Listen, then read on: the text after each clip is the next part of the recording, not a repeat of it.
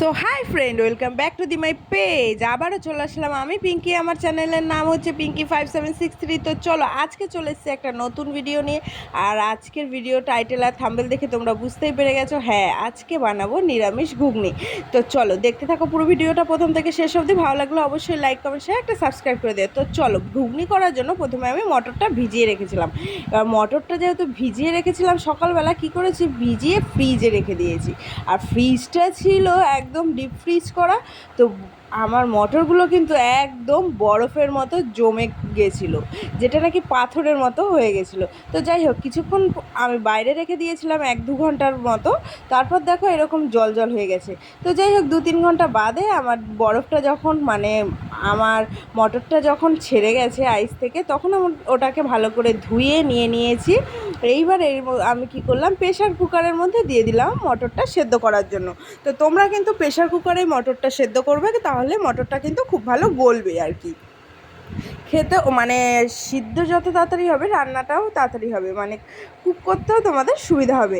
তো যাই হোক, মটরের মধ্যে নুন ঢোকার জন্য আমি কিন্তু পরিমাণ মতো নুন দিয়ে দিলাম।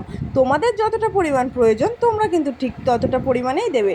আর এইদিকে আমি একটু আলু কুচি করে নিয়েছিলাম। ঘুগনি করব আর আলু দেবো না, ভালো লাগে? আর বাঙালি সব কিছুতেই আলু, বাঙালি তো আলু বলতেই একেবারে জীবন। তো যাই হোক, আমারও আলু খুব প্রিয়। তোমাদের কার কার আলু প্রিয় অবশ্যই আমাকে কমেন্টে জানিও। তো যাই হোক, এখানে আমি আলু আর টমেটো কেটে নিয়েছিলাম। তো টমেটোগুলো আলাদা করে রাখলাম, কারণ ওটাকে আমি পেস্ট করে নেব। তো আলুটা আমি এখানে ধুয়ে নিলাম। আর এখানে আমি গরম তেলের মধ্যে দিয়ে দিলাম গোটা জিরে ফোড়ন। আর এটার মধ্যে এখন আমি করে নেব মশলা। আর মশলা করার জন্য আমি এখানে নিয়েছি দারচিনি, তারপর ওগুলোকে কি বলে, লবঙ্গ, আদা, কাঁচা লঙ্কা, কাঁচা পাকা লঙ্কা, আর টমেটো, আর জিরের গুঁড়ো দিয়ে দিচ্ছে।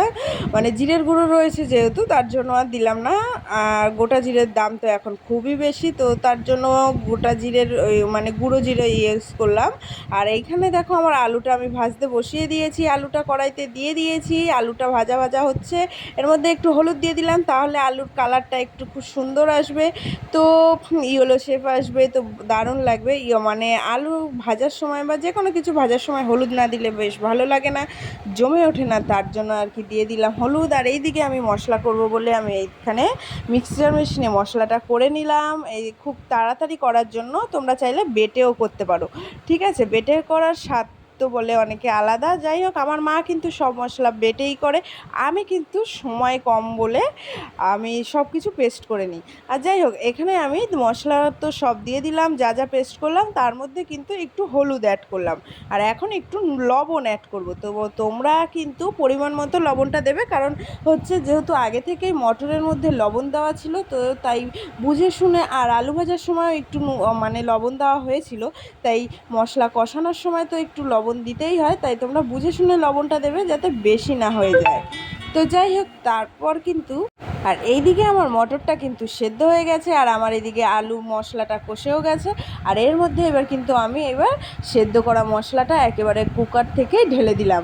তারপরে একটু নেড়ে চেড়ে পরিমাণ মতো একটু নুন চিনি দিয়ে ভালো করে ঢেকে রাখলেই কিন্তু 5 মিনিটের মধ্যে তোমার রেডি হয়ে যাবে হোমমেড ঘুগনি, নিরামিষ ঘুগনি। যারা যারা পারো না তারা আমার রেসিপিটা দেখে নিতে পারো।